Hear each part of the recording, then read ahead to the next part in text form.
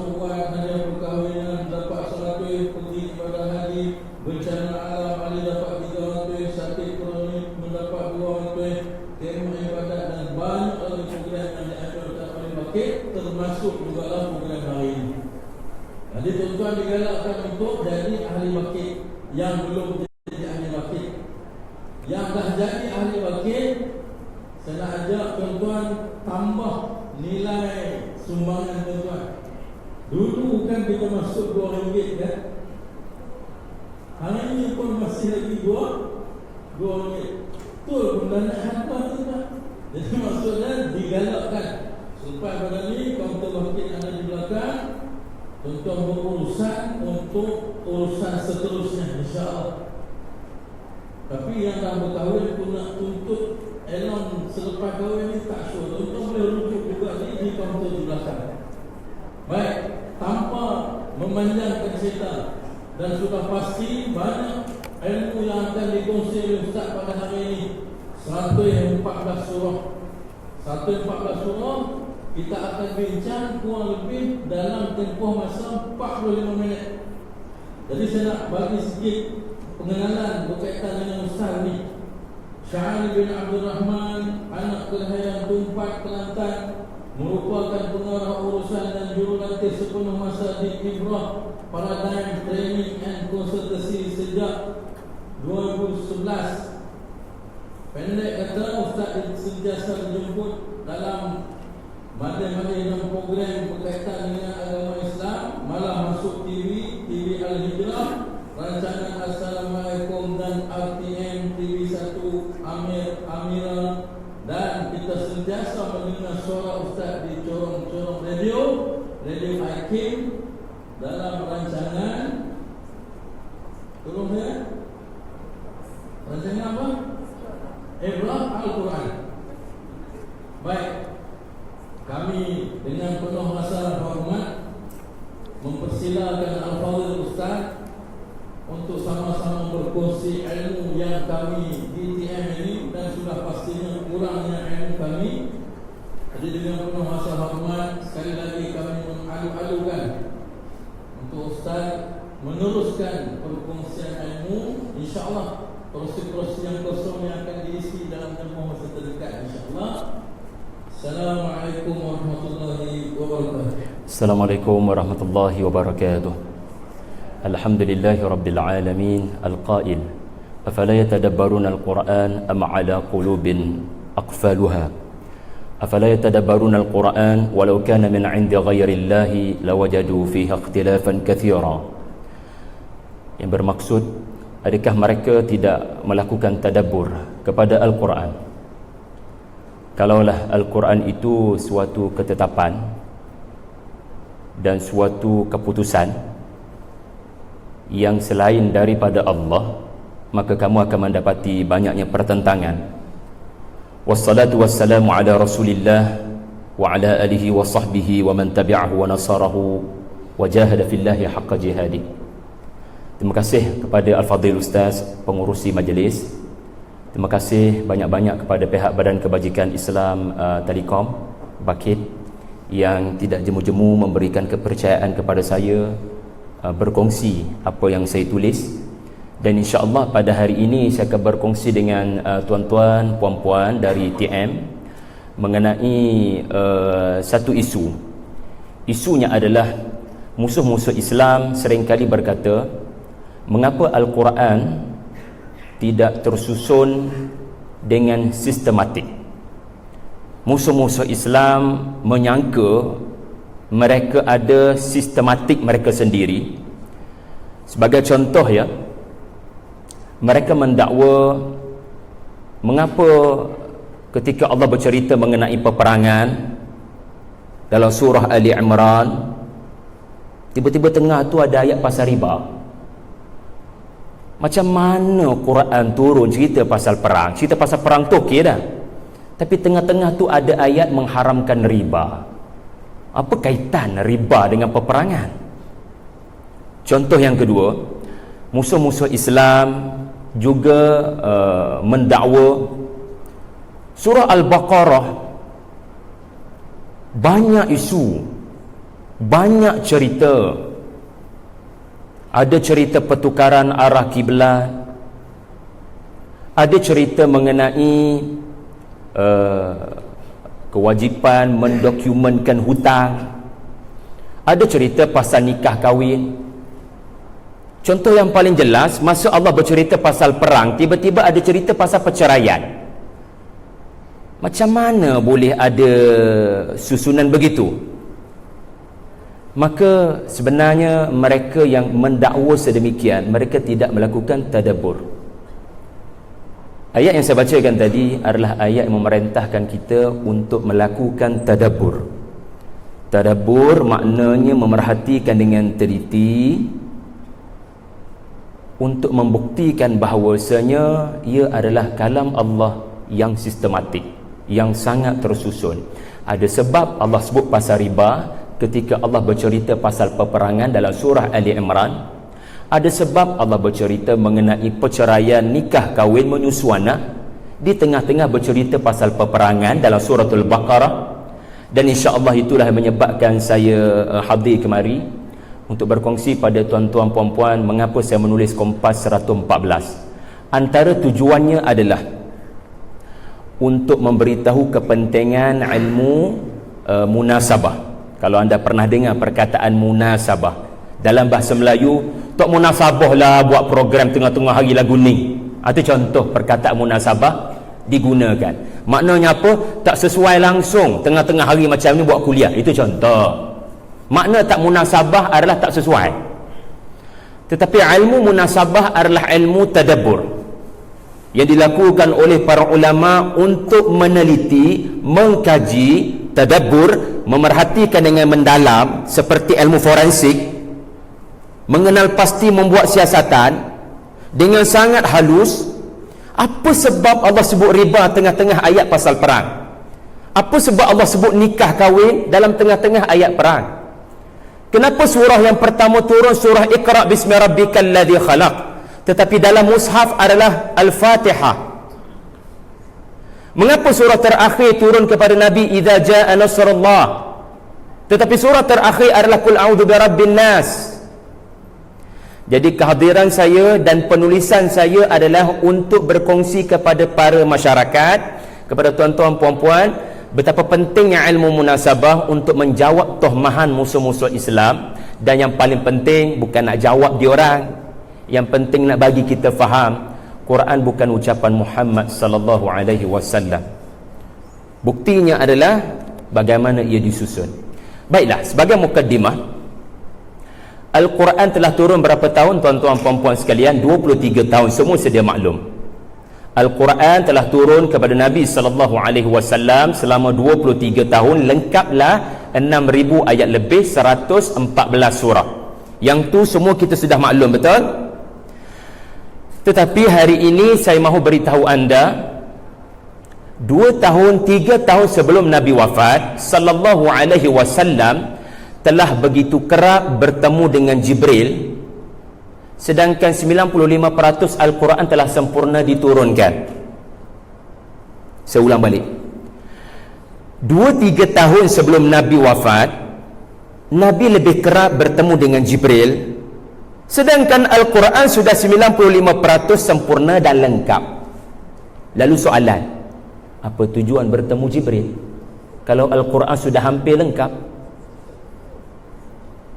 Maka sebenarnya Jibril alaihi salam kerap bertemu dengan Nabi di bulan Ramadan untuk memberikan perintah kepada Nabi, susun ayat ini dalam surah ini, susun surah ini selepas surah ini. Ia adalah sesuatu yang tidak berlaku sepanjang 20 tahun yang pertama. 20 tahun yang pertama turun kepada Nabi surah Iqra, semua sedia maklum. Surah yang kedua turun adalah surah Al-Qalam atau surah Nun. Surah yang ketiga adalah Al-Muzammil. Surah yang keempat Al-Mudaththir. Surah yang kelima turun pada Nabi Al-Fatihah. Tetapi dalam mushaf anda, surah yang pertama adalah surah yang kelima turun pada Nabi. Tuan-tuan, untuk makluman, Al-Quran melalui dua proses.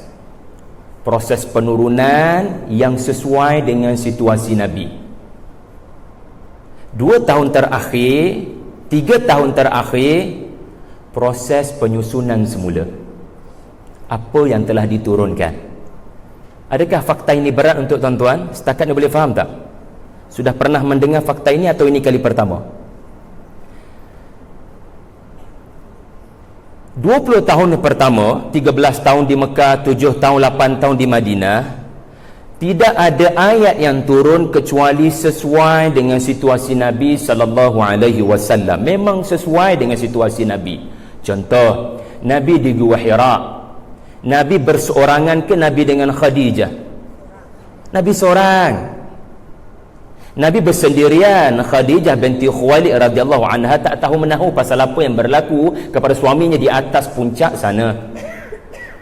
Maka kerana Nabi berseorangan dalam kegelapan, munasabahlah, relevanlah, sesuailah 5 ayat pertama dituju kepada Nabi saja, dengan perintah kamu baca, bukan korang baca. Korang bila ramai, kamu bila seorang. Berapa orang di Gua Hira? Nabi seorang, maka ikra, bukan ikra'u. Ikra. Dan kerana Nabi dalam kegelapan, Allah turunkan surah untuk mengeluarkan baginda dan umatnya dari kegelapan menuju cahaya dengan cara membaca. Bila Nabi berselimut, gerun dengan siapa yang peluk Nabi dalam Gua Hira, Nabi tertanya-tanya, siapa yang peluk saya? Tetapi Nabi follow dan Nabi mengikuti bacaannya. Tapi bila sampai ke rumah, Nabi gerun, makhluk mana peluk saya tadi? Nabi selimut. Kerana Nabi gerun dan berselimut, munasabahlah surah yang turun selepas itu menyebut, wahai orang yang berselimut. Nabi SAW, dia berdakwah kepada Abu Jahal. Pada masa yang sama, seorang buta datang, tanya soalan banyak, dan yang buta itu adalah sahabat Nabi beriman. Sedangkan Nabi inilah satu-satunya peluang Nabi berdakwah dengan Abu Jahal dan pimpinan Makkah. Mereka hanya memberi beberapa minit kepada Nabi untuk berbicara. Kenapa pada masa yang sama sahabat Nabi yang buta ini bertanya soalan, sedangkan kita boleh bincang dekat usrah kejap lagi? Kerana peluang aku berbicara dengan Fir'aun kepada Quraisy ini hanya pada waktu ini. Mungkin 15 minit, mungkin 30 minit dia beri kepada aku. Maka kenapa tanya soalan waktu ni? Kita boleh jumpa lagi di rumah Al-Arqam bin Abi Al-Arqam. Benda ni boleh bincang kat belakang, bro. Tapi Nabi tak cakap begitu kepada Abdullah. Nabi hanya berpaling sahaja dan mengedutkan dahinya, mengerutkan keningnya. Tapi turun surah yang tegur perbuatan Nabi, dan munasabahlah, sesuailah. Surah itu berbunyi, dia bermasam muka dan berpaling, abasa wa tawalla. Kerana peristiwa Nabi bermasam muka baru berlaku.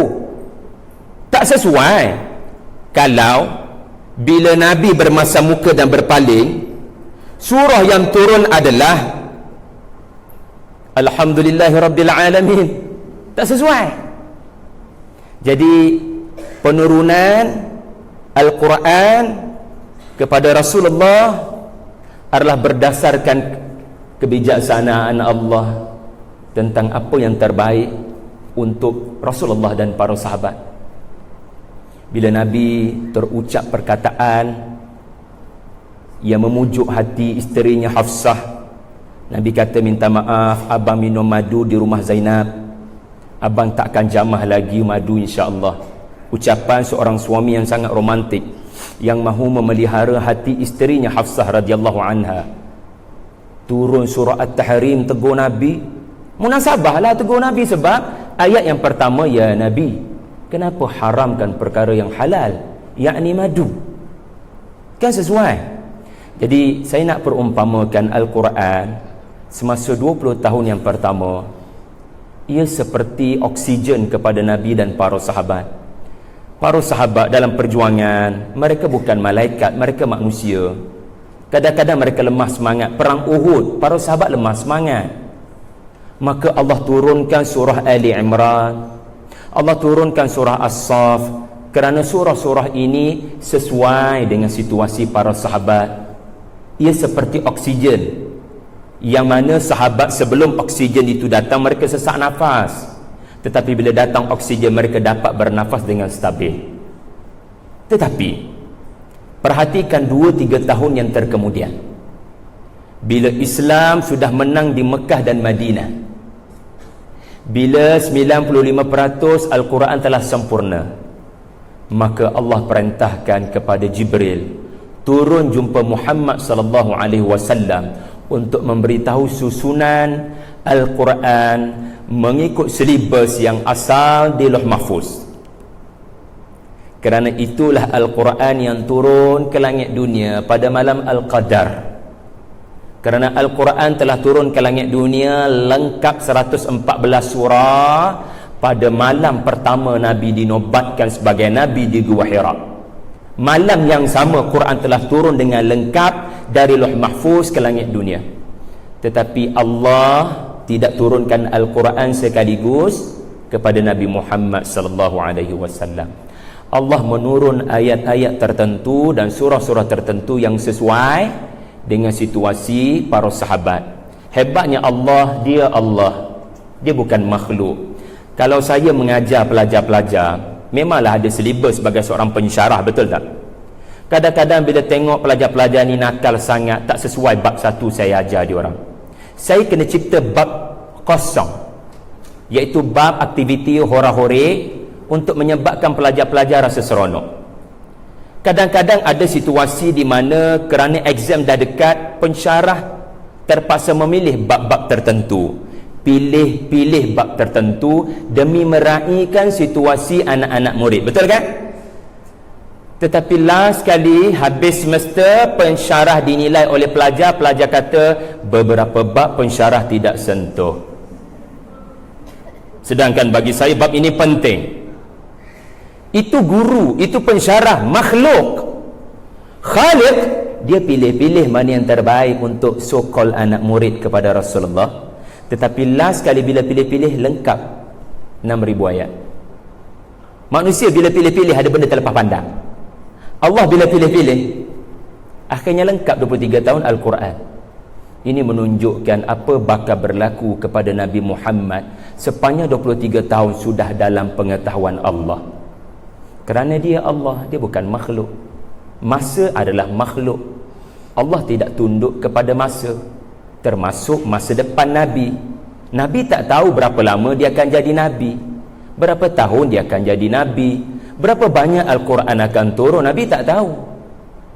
Tetapi Allah tahu apa akan berlaku kepada Nabi sallallahu alaihi wasallam. Baiklah, dalam masa yang terbatas hampir lebih kurang 30 minit lagi ni, saya nak bawa 4 contoh supaya tuan-tuan memahami gambar ini. Gambar kartun tu, yang penurunan tu menggambarkan Nabi dan para sahabat letih, penat nak bawa Islam, sampai ada yang berdarah, terbatuk-batuk, jerih payah. Maka turun ayat yang sesuai. Tetapi 2-3 tahun yang terkemudian, Allah memerintahkan reorganize, restructure balik. Wahai Muhammad sallallahu alaihi wasallam, dalam hafazanmu dan dalam hafazan sahabat-sahabatmu, para sahabat, mereka akan tahu berlakunya perubahan semasa Nabi membaca Al-Quran dalam tarawih atau dalam salat fardu. Sebelum ini, rakaat pertama Nabi membacakan Al-Alaq, rakaat kedua Nabi membacakan Al-Fatihah contohnya. Tetapi 2-3 tahun yang terakhir semasa tarawih, katakan para sahabat mereka tidak menulis Quran lagi pada waktu ini, tetapi mereka ada upaya hafaz yang tinggi. Memori mereka power. Penulisan Al-Quran berlaku di hujung-hujung Khulafa' Ar-Rashidin, dan ceritanya ada panjang. Tetapi para sahabat mereka mengingati Al-Quran bukan dengan tulisan, berdasarkan hafazan. So bila mereka mendapati rakaat pertama Nabi baca Fatihah dan rakaat kedua Nabi baca surah Al-Alaq, maka fahamlah mereka inilah susunan yang sebenar. Betul Nabi perintahkan letak ayat ini dalam surah ni dan letak surah ni lepas surah ni.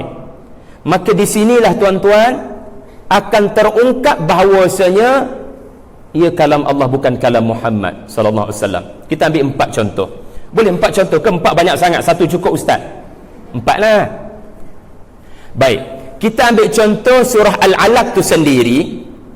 Tahukah anda surah Al-Alaq ada berapa ayat? Ada 19 ayat. Tetapi tidak semua 19 ayat turun kepada Nabi di Gua Hira pada malam pertama. Yang munasabah, yang sesuai adalah 5 ayat pertama memadai. Tetapi selepas ayat kelima, ayat ke-6 sampai ayat 19 surah Iqra, ia turun pada tahun yang keempat. Kenapa tak turun sekaligus je? 19 ayat je pun. Dah, kerana Nabi berada di Gua Hira bersendirian dalam kegelapan bertafakur. 5 ayat pertama sesuai untuk dia, cukup. Sebab kalau beri lebih nanti muntah. Inna sanuki alaika qawlan thaqila. Quran ni kalamnya berat. Dan Quran kalau turun sekaligus, apa jadi pada gunung? Law anzalna hadzal Qur'ana ala jabal la ra'aitahu khashi'an mutasaddian min khasyatillah. Kalau 6,000 ayat turun sekaligus, gunung hancur. Jadi ukur baju di badan sendiri. Allah Maha bijaksana. Apa yang terbaik? Tahukah anda 3 tahun pertama Nabi jadi Nabi, tak sampai 30 ayat turun, dan hanya 5 surah turun. Sedangkan Quran ada 114 surah. 3 tahun darat 3, 6, 5, sudah hampir 1000 hari. Tapi 1000 hari tak sampai 30 ayat turun. Kita boleh hafal surah Al-Muluk 30 ayat, boleh baca macam tu sahaja. Tapi Nabi 3 tahun pertama Nabi tak boleh beban banyak sangat. Surah Al-Alaq pun 5 ayat pertama, Muzammil pun 5 ayat pertama, Mudassir pun 5 ayat pertama, Al-Qalam pun 5 ayat pertama katakan. Tetapi the rest of this surah, dia kena tunggu something happen, iaitulah Perdana Menteri Mekah, Presiden Mekah, Ketua Negara Mekah, Ketua Bangsa Quraisy telah berkata kepada Nabi sallallahu alaihi wasallam bila Nabi mula berdakwah pada tahun yang keempat dakwah secara terus terang. Nabi bila berdakwah secara terus terang, cara Nabi adalah sebelum dia bercakap, dia solat terang-terang di Kaabah. Ini cara Ibrahim alaihi salam. Nabi tidak menghadap berhala. Nabi menghadap direct Baitullah. Kenapa kalian wahai Quraisy yang kata kalian pewaris ajaran Ibrahim solat depan berhala? Jadi terang-terang Nabi tunjukkan. Maka ketua Mekah jadi tak senang. Abu Jahal, 5 ayat pertama mengenai ilmu. The rest of this surah mengenai jahil, kerana ia turun kepada seseorang yang jahil, yang mencari pasal dengan Rasulullah yang diberikan ilmu, Iqra.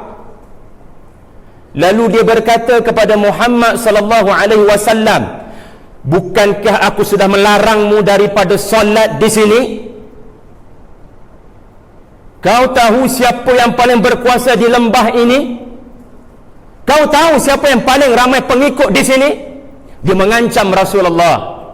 Lalu dia cuba nak pukul Rasulullah. Tiba-tiba Abu Jahal nampak api. Kalau dia pergi dekat, dia masuk dalam api tu. Lalu dia meninggalkan Muhammad sallallahu alaihi wasallam. Dan dia tidak pernah putus asa untuk menghalang Nabi daripada solat. Maka sesuailah, munasabahlah, relevanlah ayat ke-6 sampai ke hujung cerita pasal Abu Jahal yang melarang hamba Allah Rasulullah sallallahu alaihi wasallam, ara'aital ladzi yanha 'abdan idza shalla ara'aita in kana 'alal huda, tidakkah kau perhatikan seseorang menghalang engkau salat? Maka akhir sekali, Muhammad, kalla la tuti'hu, jangan taat pada dia, jangan buat ikut suka dia, teruskan sujud di hadapan Baitullah dan takarrub pada Allah. So, nampak tak mengapa surah yang sama 2 kali turun? Kali pertama 1 sampai 5, sesuailah dalam nature sebuah gua. 6 sampai 19, apa dalam pengetahuan Allah akhirnya berlaku? Nabi dihalang salatnya, maka turunlah baki surah Al-Alaq. Tetapi 2-3 tahun terakhir, Nabi telah membaca 2 bahagian surah yang turun di 2 peristiwa berbeza ini sebagai satu surah. Apa hikmahnya? Ini saya kata tadi, para ulama mengkaji seperti pakar-pakar forensik, kerana terbukti susunan cerita tentang manusia tidak menghargai wahyu sangat sesuai diletakkan selepas cerita tentang seseorang yang menerima wahyu.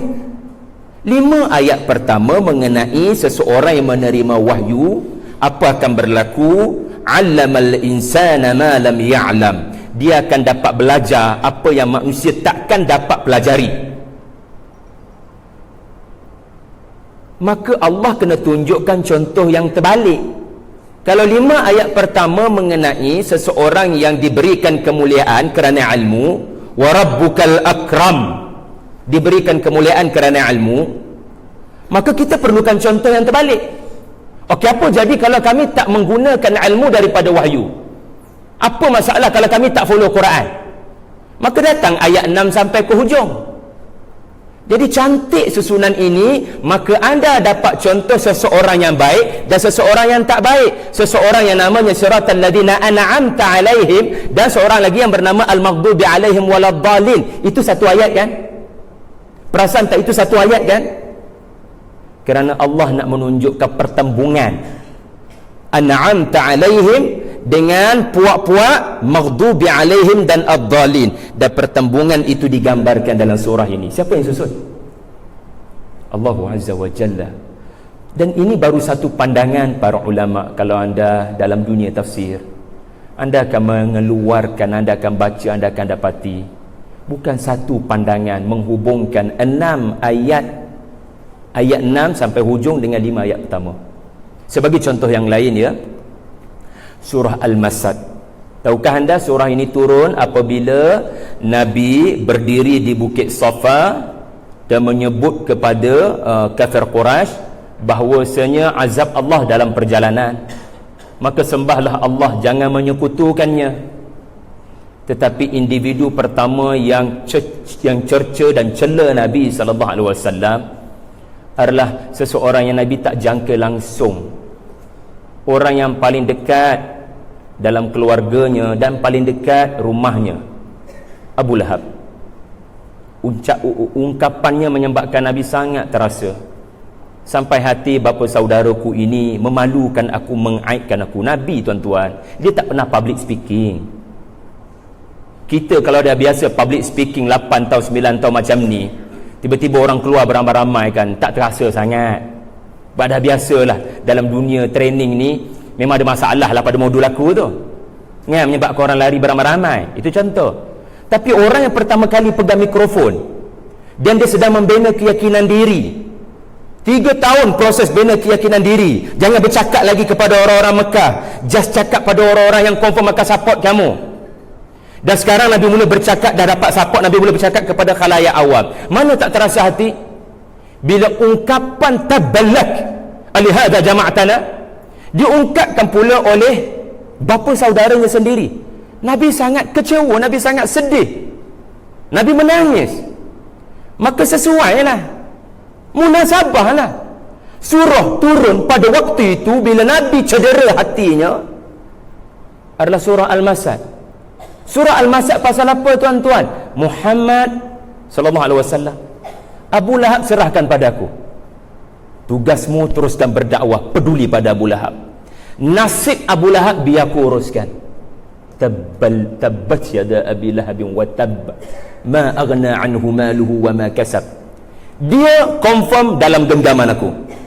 Jangan risau, dia tidak akan boleh memudaratkanmu. Dia ubun-ubunnya dalam jari jemari aku, tempatnya dalam neraka. Maka ini menunjukkan ya Rasulullah, dia sudah tiada potensi untuk engkau dekati. Fokus pada orang lain, dan jangan lagi terasa hati kalau yang buat kacau adalah Abu Lahab lagi. Sesuai tak surah itu turun? Sesuai kan? Tetapi tanya soalan, kenapa dalam mushaf dia letak dalam juzuk amma? Surah ni turun sebagai surah yang ke-6, tapi dalam mushaf ia turun sebagai surah yang ke-111. Apa cur? Kata orang talis. Jadi ilmu munasabah, ilmu forensik Al-Quran ini adalah ijtihad para ulama untuk membuktikan bukan Nabi yang susun ni. Kalau Nabi susun memang surah yang ke-6 lah dalam Quran, tapi surah yang ke-6 bukan surah Al-Masad, surah antara yang surah paling panjang dalam Quran. Al-An'am ke Al-A'raf, siapa dah lupa. Tapi yang perintahkan susun ini adalah Jibril. Jibril dapat perintah daripada Allah. Lalu ulama mengkaji kenapa Lauh Mahfuz menyusun surah ini sebagai surah yang duduk selepas surah An-Nasr dan duduk selepas surah Al-Kafirun. Maka mereka mengkaji, lalu mereka menemui sesuatu, dan ini hanya satu titisan air di lautan yang luas. Ia hanya satu penemuan ulama, sedangkan ribuan ulama menemui sesuatu yang berbeza. Tuan-tuan kaji ucapan sesiapa.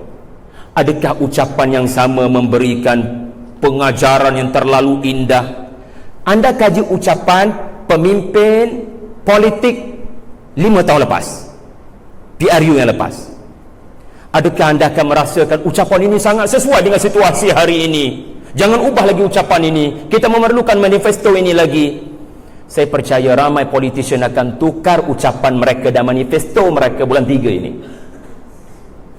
Sebab manusia, dia terasa, dia terbatas. Dia memberikan ucapan yang dia rasa sesuai pada waktu itu. Tapi Quran 1400 tahun dahulu dia masih sesuai. Dan antara buktinya adalah surah Al-Masad adalah surah mengenai kekalahan. Kekalahan Abu Lahab. Allah susun selepas surah pasal kemenangan. Kemenangan siapa? Idza jaa nasrullah. Kemenangan seseorang yang Abu Lahab kata celaka. Dan kenapa dua surah ini lepas Al-Kafirun? Kerana Al-Kafirun berakhir lakum dinukum waliyadin. Din bukan sekadar bermakna agama, din juga bermakna pembalasan. Sebab anda baca 17 kali sehari Maliki Yaum Ad-Din, hari agama atau hari seseorang akan dibalas berdasarkan keberagamaannya. Ia bermakna pembalasan. Lakum dinukum waliyadin, bahagi dua. Lakum dinukum, dan bahagian kedua waliyadin. Maka surah ini berakhir bagi saya pembalasan saya. Maka sesuailah, munasabahlah. Bila ayat terakhir surah Al-Kafirun bagi saya pembalasan saya, maka pembalasan saya adalah idza jaa nasrullah. Saya akan diberikan kemenangan insya-Allah ke atas bumi Makkah, bumi Abu Lahab. Dan sebelum waliyadin ada lakum dinukum, maka sesuailah surah selepas itu adalah lakum, apa pembalasan Tuhan untuk kalian wahai kafir, ya ayyuhal kafirun, Abu Lahab. Nampak kan siapa yang susun? Jadi ini baru satu daripada ribuan penemuan para ulama. Mereka sentiasa menangis kerana speechless, tak tahu nak kata apa tentang susunan sebegini. Contoh yang paling mudah, surah yang paling pendek yang semua orang hafal, Al-Baqarah. Jangan risau, sebab kita memang tinggal 10 minit lagi. Pukul 2 ke pukul 1.50? 2 alhamdulillah, sebab saya biasa kuliah zuhur diperintahkan tamat 1.50. Pukul 2 alhamdulillah. Ada masa lebih sikit. Surah yang paling panjang dalam Quran adalah surah Al-Kautsar. Surah yang paling pendek di dalam Al-Quran adalah Al-Baqarah. Surah yang paling lama turun kepada Nabi, tahukah anda anak panah merah ini? Inilah suratul Baqarah. Yang anda tahu surah paling panjang, 286 ayat. Tetapi yang mungkin anda tidak ketahui, siapa baca Kompas 114 dia tahulah, ini juga surah yang paling lama diturunkan kepada Nabi. Apa makna lama? 5 ayat pertama turun tahun yang pertama. Surah kat tengah-tengah pasal peralihan arah kiblat turun pada tahun yang kedua Hijrah. Ayat pasal nikah cerai kahwin berlaku celah-celah tahun kelima, tahun keenam. Jadi ini surah yang paling panjang dan paling lama proses penurunan. Tetapi 2-3 tahun sebelum Nabi wafat, surah yang bertaburan dalam ingatan para sahabat, mereka sangka ini bukan satu surah, mereka sangka surah yang pelbagai. Tetapi bila Nabi beri arahan berdasarkan arahan Jibril, Jibril beri arahan berdasarkan arahan Allah, dia panggil tauqifi, maka sahabat terkejut. Satu surah, kami sangkakan 20-30 surah. Ada cerita pasal talak, patut masuk dalam surah At-Talak. Tapi tak boleh, jangan main ikut suka Quran susunan.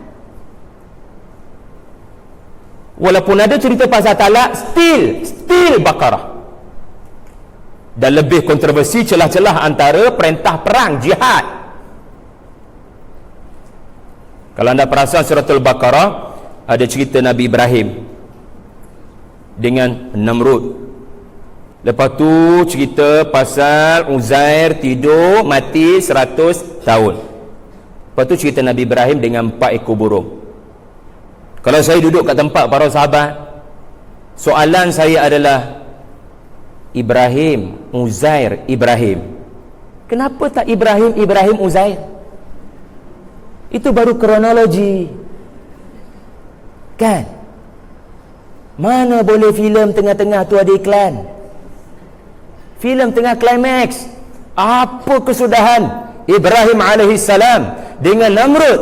Tiba-tiba seorang lelaki muncul, mati 100 tahun. Orientalis kata, pecah bro. Saudara tak tadabbur. Tadabbur adalah pemerhatian yang mendalam. Oh, kisah 100 tahun mati adalah nak tunjuk Allah Maha Berkuasa menghidupkan seseorang yang mati. Dan kisah sebelumnya adalah Allah nak tunjukkan kekuasaannya. Seorang remaja namanya Ibrahim sedang berdepan dengan bukan sekadar Namrud, tetapi rajim. Berapa ramai yang berjaya dibunuh oleh rajim ini, tetapi budak ini tidak pun boleh diapa-apakan oleh rajim. Maknanya kisah pertama Ibrahim adalah, kalau Allah decide seseorang tu tak mati, kau buatlah apa cara dia tak akan mati. Umpan dalam api, dia tak akan mati. Maka sesuailah kisah yang kedua pula, apa jadi kalau mati? Allah hidupkan balik himar tu. Dan bila seseorang dah mati, Allah cantumkan balik daging macam himar Uzair tersebut, apa akan berlaku? Sesuailah cerita Nabi Ibrahim dengan 4 ekor burung pula muncul. Iaitu burung-burung tu cantum balik tubuhnya. Nabi Ibrahim tak nampak sebab dia letak daging-daging burung tu atas bukit. Tiba-tiba burung tu datang dalam keadaan sa'ya. Memang begitulah keadaan manusia lepas hidup daripada kubur. Dia akan sa'yan, dia akan berjalan menuju Maliki Yaumiddin. Jadi Quran bukan buku sejarah, wahai orientalis. Quran menyusun topik mengikut tema. Setiap perjalanan Al-Quran ada isu tertentu. Kemudian 2-3 tahun sebelum Nabi wafat, berlaku penyusunan semula suratul Baqarah. Dan para ulama forensik Al-Quran ini mereka mendapati, mereka menemui surah yang paling panjang ini ada 9 tema. Ada 9 tema. Surah paling panjang, tetapi still ada 9 folder, 9 bahagian. Bahagian yang pertama mereka simpulkan ayat 1 sampai 29, iman ulaika humul muflihun, akan bertembung dengan fi qulubihim maradun fazadahumullahu marada, iaitulah iman. 5 ayat pertama suratul Baqarah, ciri-ciri orang bertakwa akan bertembung dengan orang-orang kafir dari ahlul kitab dan munafik yang kafir. Kemudian bahagian yang kedua ada cerita Nabi Adam, betul tak? 1 Ramadan tuan-tuan akan lalu juzuk yang pertama nanti. Cerita Nabi Adam dan baginda diuji sebenarnya. Ujian dia apa? Uskun anta wa zawjukal jannah fakula minha ragadan haitsu syi'tuma. Jalan-jalanlah dekat syurga. Syurga ni tuan-tuan luas, langit bumi, seronok berjalan, tak ada benda membosankan, semua perkara menimbulkan berahi. Syukur pada Allah Adam.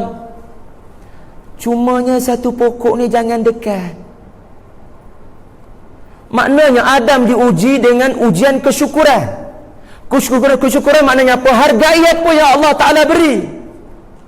Dan jangan kata tak cukup sampai nak pergi pada pokok yang dilarang.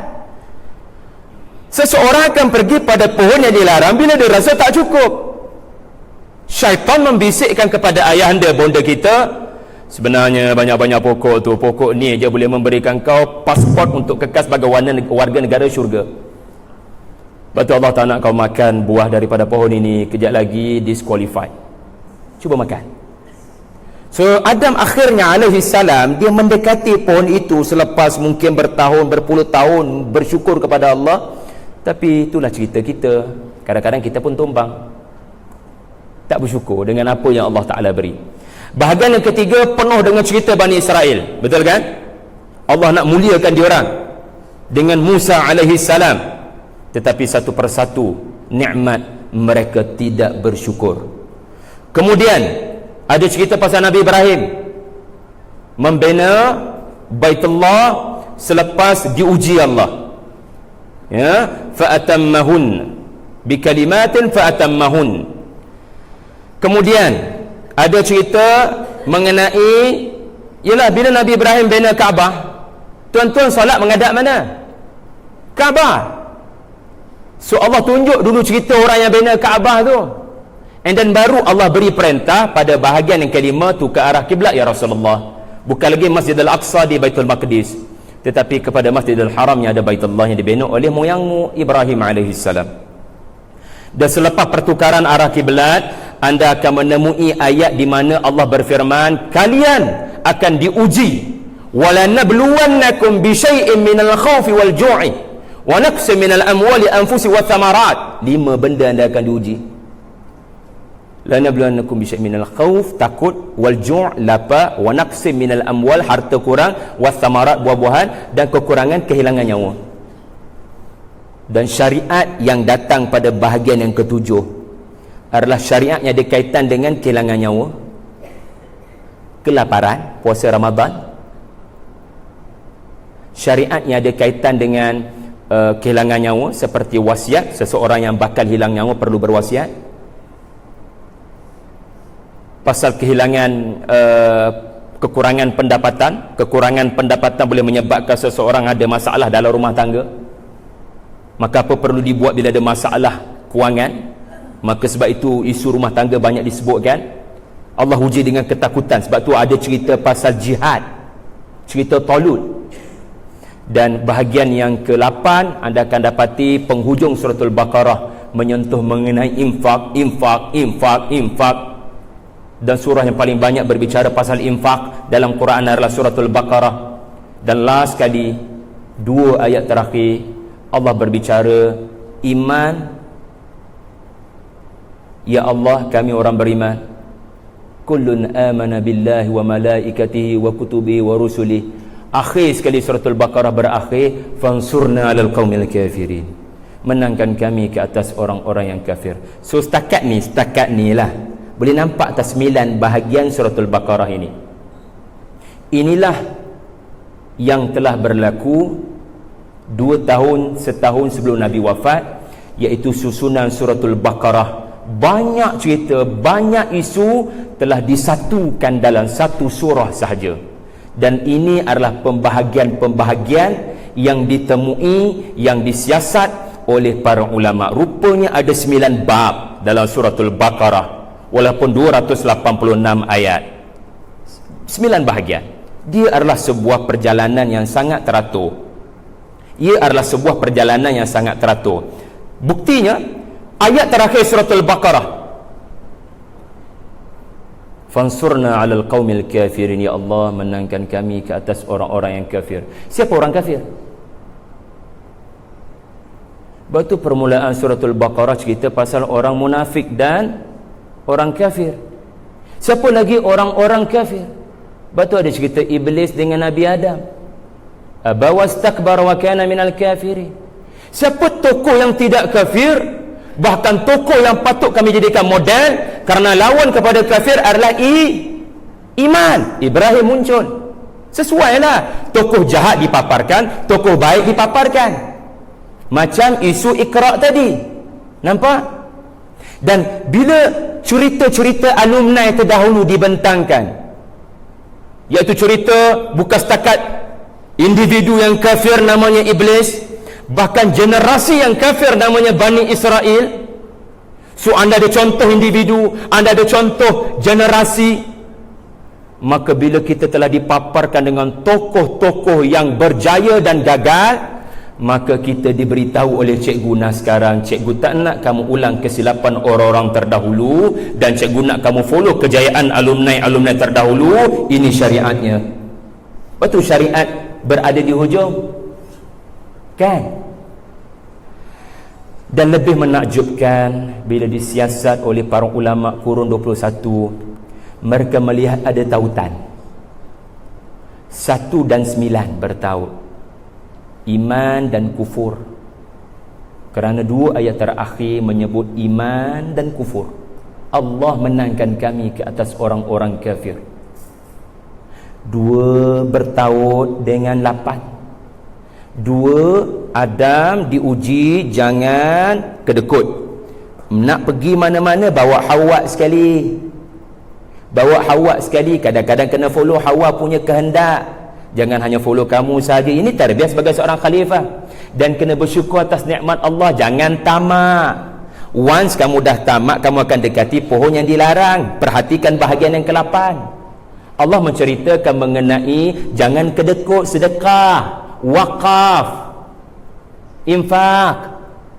3 bertemu dengan 7.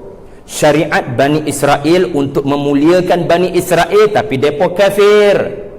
Sekarang aku nak beri syariat kepada kamu orang Islam untuk muliakan kamu, jangan kafir. 4 bertaut dengan 6, ujian, walanabluwannakum, kamu. Tetapi Ibrahim, wa idzi betala, perkataan yang sama, ibtala, walanabluwannakum, subhanallah. Dan tengah-tengah tu tukar kiblat. Dan 286 bahagi 2 adalah 143.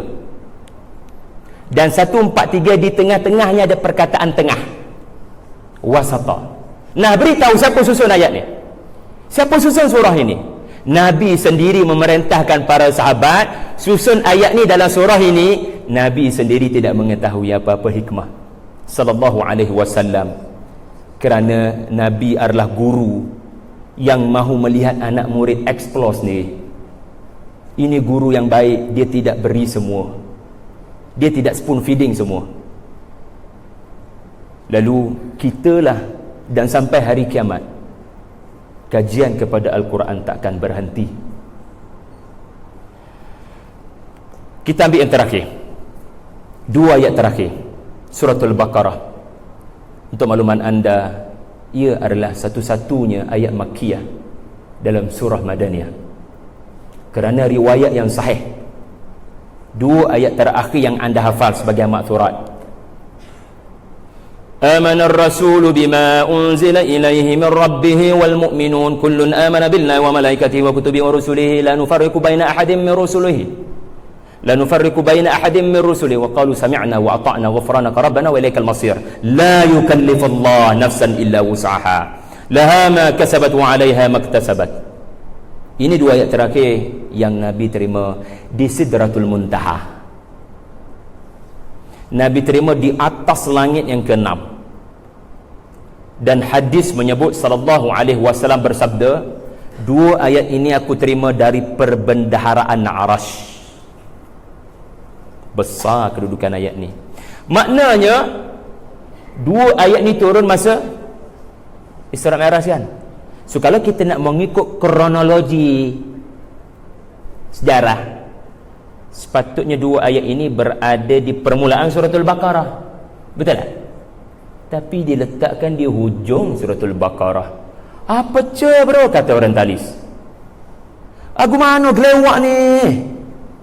Bapa bolok Quran ni, kata orientalis dalam bahasa concodek. Saudara tadabbur dua ayat terakhir.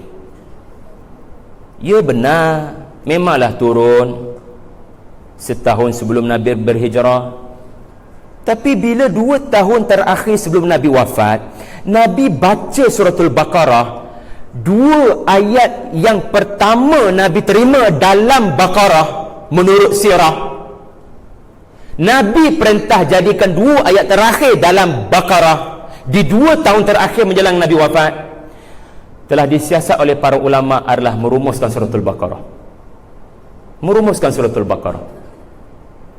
Tadi kita telah memahami suratul Baqarah adalah cerita mengenai pertembungan antara Adam dan Iblis, pertembungan antara Musa dan Bani Israel, pertembungan antara Talut dan Jalut, pertembungan antara Ibrahim dan Namrud, pertembungan antara ulaika humul muflihun 5 ayat pertama dengan alladzina fi qulubihim marad. Maka wajarlah ayat 285 amana dan ayat terakhir al-kafirun. So dua ayat ini adalah rumusan suratul Baqarah. Jadi tuan-tuan puan-puan sekalian, afala yatadabbaruna al-Quran walau kana min 'indi ghairillah lawajadu fihi ikhtilafan katsira. Quran tidak disusun oleh Nabi Muhammad sallallahu alaihi wasallam. Saya nak akhiri dengan perumpamaan yang ada kaitan dengan buku pertama saya tulis, Kuasa Kepemimpinan Al-Fatih. Ini Masjid Sulaimania. Cantik tak? Anda pernah sampai tak? Cantik-cantik, tapi pernah sampai ke? Pergilah Turki. Anda akan tercengang berapa ramai orang masuk Islam hanya kerana bukan dengan ceramah di Turki atau kuliah maghrib di Turki atau kuliah zuhur di Turki, tetapi tercengang hanya kerana masjid ni dibina 1500 lebih, dan Eropah pada waktu ni mandi setahun sekali, tak tahu cara nak bawa lampu dalam rumah, dan orang yang kena rasuk akan dibakar hidup-hidup. Tahun-tahun yang sama, Turki bukan sekadar ada cara untuk cahayakan masjid, dan bukan setakat ada cara untuk mikrofon, tetapi mampu membina pencakar langit anti gempa bumi, dan binaannya simetri. Simetri maknanya, ya Allah, bagaimana Mimar Sinan boleh bina ya? Genius. 40 tahun dalam dunia architecture, dia design. Dan Nabi Sulaiman, Sultan Sulaiman memerintahkan semua pekerjanya membina bangunan ini dengan wuduk. Subhanallah. Sebab tu anda nampak tersergam indah. Anda boleh tercengang dengan bangunan ini. Bukan setakat boleh bertahan daripada gempa, walaupun pernah mengalami beberapa bahagian jatuh, tetapi basically dia kuat. Sebab tu dia ada menara untuk jadikan paku. Kalau anda dengar lecture 2 jam mengenai pembinaan masjid ini, rasanya boleh sujud sajadah kerana kagum dengan 1500 orang. Tak ada komputer, tak ada Adobe Photoshop. Macam mana mereka boleh bina? Saya perumpamakan binaan Quran cantik seperti ini. Kenapa Baqarah mula dengan cerita seorang, kemudian ada cerita generasi? Soalan saya, siapa yang beri arahan untuk bina-bina ini? Seorang lelaki yang Allah Ta'ala kata tak pernah membaca dan tak pernah menulis. Bolehkah seseorang yang tidak pernah membaca, 40 tahun didapati tidak pernah membaca mana-mana buku, bukan pemegang sarjana muda, dan bolehkah seseorang tidak pernah menulis sebarang buku mengenai architecture, engineering, untuk anda terima proposalnya membina menara telekom? Anda membawa risiko besar. Tetapi itulah Muhammad sallallahu alaihi wasallam. Dia memberi arahan, ayat ni dekat ayat tu, ayat ni dalam surah tu, ayat ni dekat surah ni, dan dia sendiri tidak pernah membaca, dia tidak pernah menulis. Maka soalannya, Nabi dapat perintah daripada siapa? Yang membina langit tanpa tiang, Allah Azza wa Jalla. Jadi inilah perkongsian saya. InsyaAllah tuan-tuan ada 2 minit. Kalau ada soalan silakan. Mudah-mudahan ada manfaat ya. Ada benda baru anda belajar pada hari ini, insyaAllah. Anda boleh like page Tadabbur Center untuk terus bersama dengan saya dan rakan-rakan saya di Tadabbur Center. Tadabbur Center, insyaAllah. Wallahualam. Kembali kepada Ustaz untuk buka ataupun tidak sesi soal jawab, insyaAllah. Assalamualaikum warahmatullahi wabarakatuh.